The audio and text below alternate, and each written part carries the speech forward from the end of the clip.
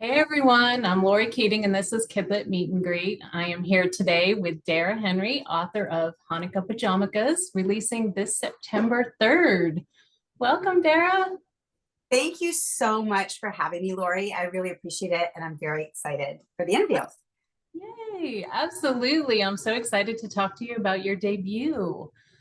So, can you tell everyone a little bit about yourself? Sure. Well, I started writing about 20 years ago. Without any thought that I would be a published author one day. I was taking writing classes as part of a master's program and just fell in love with children's literature again. I mean, I loved it as a kid, and then I feel like at some point I stopped reading it. But then as part of my master's program, I started delving back into it, and I just loved it so much. So I started taking some writing classes and just loved writing for kids. And it wasn't until about 5 or 6 years ago that I thought, hey, maybe I should try and pursue publication. So I did. Wow, that's awesome. Okay, what is your degree in then? Do you have an MFA? So I have a master's in elementary education. Oh, okay. Yeah, So I mean, I taught for many years. many years. Sixth Okay. grade primarily. So That's exciting. yeah, yeah. Okay, So so that's how you got started I writing. loved it. I loved being in the classroom. Okay, and what grade did you say we're Yeah, breaking? that's how I started.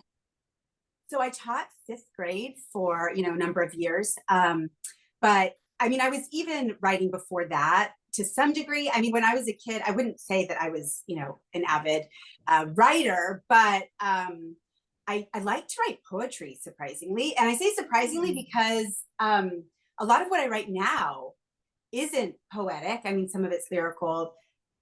None of that's been published at this point, but you know, it's interesting to see how writing progresses throughout the years.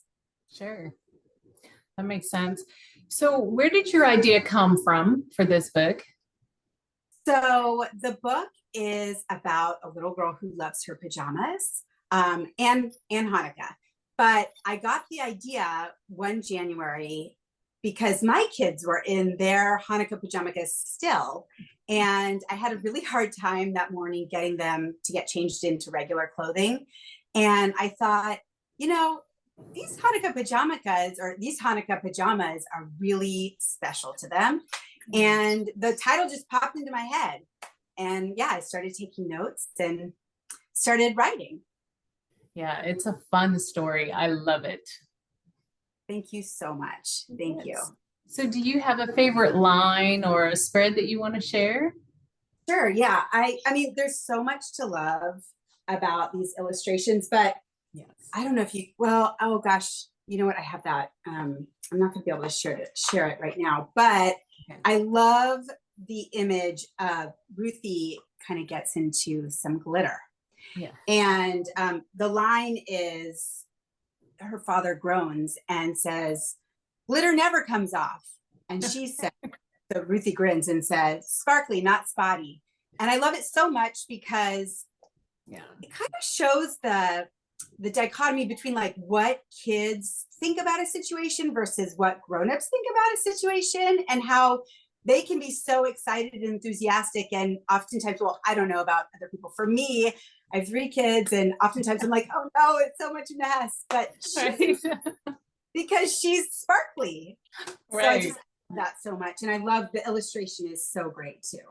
Yes. Oh my goodness. Your illustrator is amazing. And who is it again? So Olga and Alexei Ivanov did an amazing job. They just really, I mean, I saw the illustrations and I just thought, wow, I can't even believe this is my book. It's just, I'm so excited about the way that it turned out. Yes, it's beautiful. I can't wait for it to be out in the world. Thank you so much. So who is your agent and how did you come to sign with her? So my agent is Rena Rosner at the Deborah Harris Agency. And I came to sign, I sent her an unsolicited manuscript So, it was a lot of people talk about being in the query trenches. I mean, I was in it. Okay. So sending manuscripts out, and yeah, she and I connected that way. Although the manuscript that she liked originally was not sold. So yeah, so this was not it. Oh, interesting. Okay. Yeah, yeah. So actually, two went on sub before this one, and neither of those sold. Both very different than this, but I don't know. Maybe they'll come back one day. And Yeah, sure. I don't know. I don't know. Heard of that. Yeah, because a different time, people are going to be looking for different things. So yeah, I've heard of that happening. So yeah, good luck with that. Well, I mean, not every piece, not every story has to sell. And sometimes, you write a story and it stays in your heart. My kids still love those stories that didn't sell, and I share with them. And that's okay. It doesn't, every story doesn't have to sell. Right. That's good, like, outlook to have, because, I know with my writing, I try to think about that, though it's like I get this like personal attachment to each one. Like I want them all to sell. Yeah. You know what? It's interesting that you say that. So sometimes there are certain manuscripts that I write and I say, I'm personally attached. Actually, there's one that I have been working on. I've sent it to my agent multiple times throughout the years and it just hasn't worked. I'm hoping, fingers crossed, that the latest version works, but it isn't. I don't know that I can let it go. I feel like I need to sell this manuscript, but it's changed. But then sometimes I have other manuscripts that I feel like I really love them at the time, but maybe their place in my life was to help me just work on my craft. Oh. And maybe I'll kind of like revisit them another time and rework them and make them something even better. But I love that. Yeah, they're not always going to sell, or at least, I don't know. Maybe some people have work that always sells, but yeah. Well, so how long were you on sub with this story before it sold? This story actually sold pretty quickly. I mean, I'd have to look back at specific dates, but I want to say within a couple of weeks, we got, Wow. kind of emailed me and said, "Hey, this is interesting. Sourcebooks is interested. Let's see what happens." So it was pretty quick. Whereas the other two that didn't sell, I mean, they were on sub for a while and nothing happened. Well, actually, one got a couple of bites, but didn't end up, Yeah, it's interesting. I'm glad that you're sharing all this with me, because I always want to know, like, the behind the scenes stuff, because I'm unagented and I've never been on sub. And so someday I hoped that I have both. And I love hearing the backstory, like what's going on behind the scenes. Yeah, but you're successful too. So it just shows you, like, you don't have to have an agent to be to find success. That's true. Yeah. Yeah. I mean, everybody has a different kind of method to getting there. Mm-hmm. That's so true. So what is your favorite part about being a writer?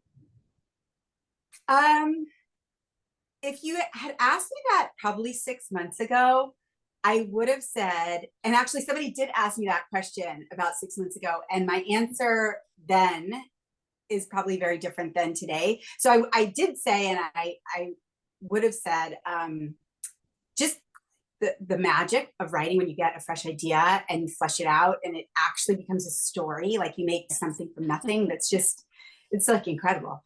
Yeah. But now I have my book. Excited. I have my book, and it's been just such a pleasure to start sharing it and see, especially kids, and me. I mean, that's like a new high. I'm so excited about sharing it with people, and I can't wait. Yeah, that's the best. It's the best. Yes, I'm so excited for you. Okay, so what are some of the challenges that you have with writing, and how do you deal with them? I think we froze up a little bit. I mean, I think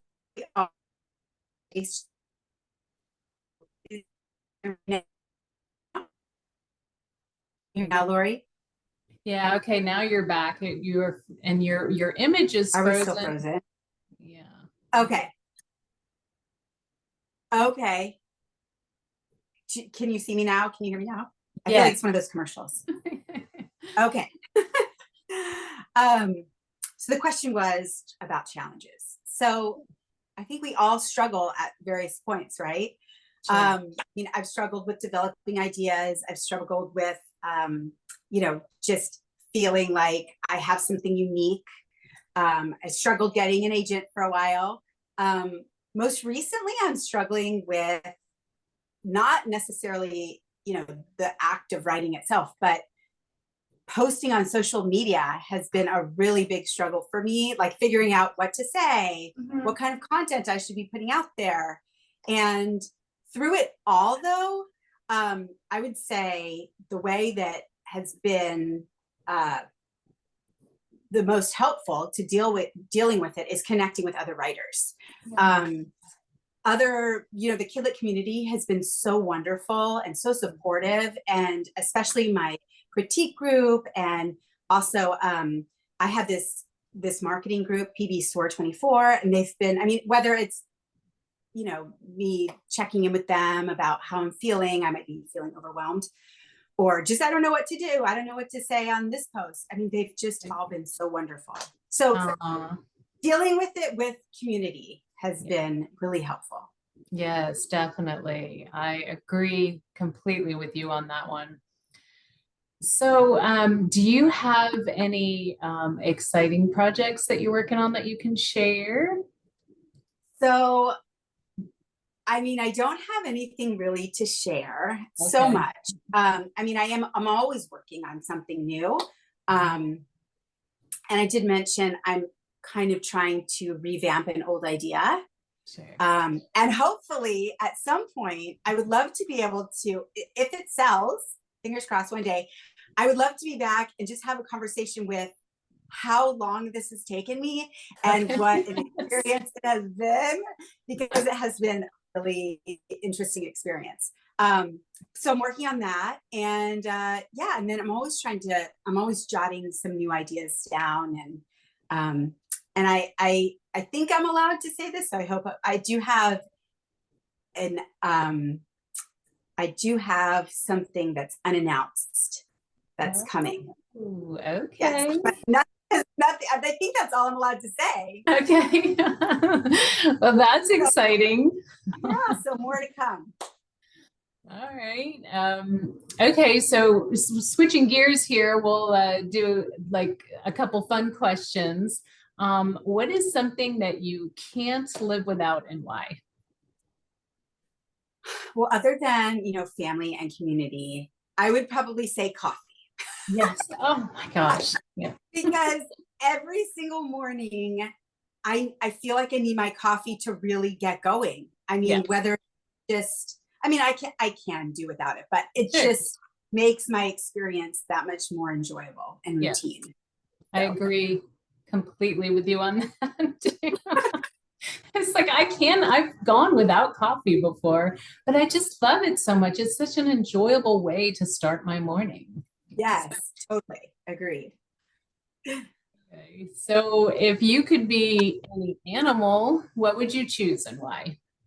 Okay, so I thought a lot about this question. And I really can't give you one animal because there are so many animals. I feel like at first I thought, oh, I want to be a hawk or some kind of bird and like soar over mountains, or, be a seagull and like cruise over the ocean. And then I thought, but I want to be in the ocean. Right. So then I thought I wanted to be an orca, or like a gazelle, like running along, like so fast. So, I don't have one that I would want to be, but maybe I could just kind of transform into various animals. That would be a lot of fun. Like a morphing animal that goes. Yes, a morphing animal. Yes, whatever you feel like you want to be at the moment. I love that answer. Okay, so before we go, do you have any scheduled events that you want to tell everyone about? I do. I am so excited because I have my launch event at Page's Bookstore in Manhattan Beach. It's on Saturday, September 7th at 11 a.m. And if you're in the LA area, please come by because we will have face painting, food, games. I'll be reading my book aloud. There will also be a chance to, well, I can't say too much about some other things that may happen, but it's going to be exciting. It's going to be exciting. Yeah. So come check it out. Okay. And so can you tell everyone where they can find you on your socials? Sure. Yeah. So on Instagram, I'm Dara underscore Henry underscore writes. On X, I am DS Henry 1. And then my website is darahenry.com. So that's DARAHENRY.com. Okay. Well, great. And I will be sure to include a graphic that has all that in case anyone missed it. And thank you so much, Dara. This has been wonderful meeting you. I know we've connected on socials, but it's always so different when you just get to spend time with someone. And we'll have to do this again over coffee. Oh yes, that would be good. See, we should have coordinated and brought our coffee. I know. I know, it's such a pleasure. Thank you so much for having me. I really appreciate it. Absolutely. Enjoy the rest of your day. Thank you. You too. Bye-bye. Bye.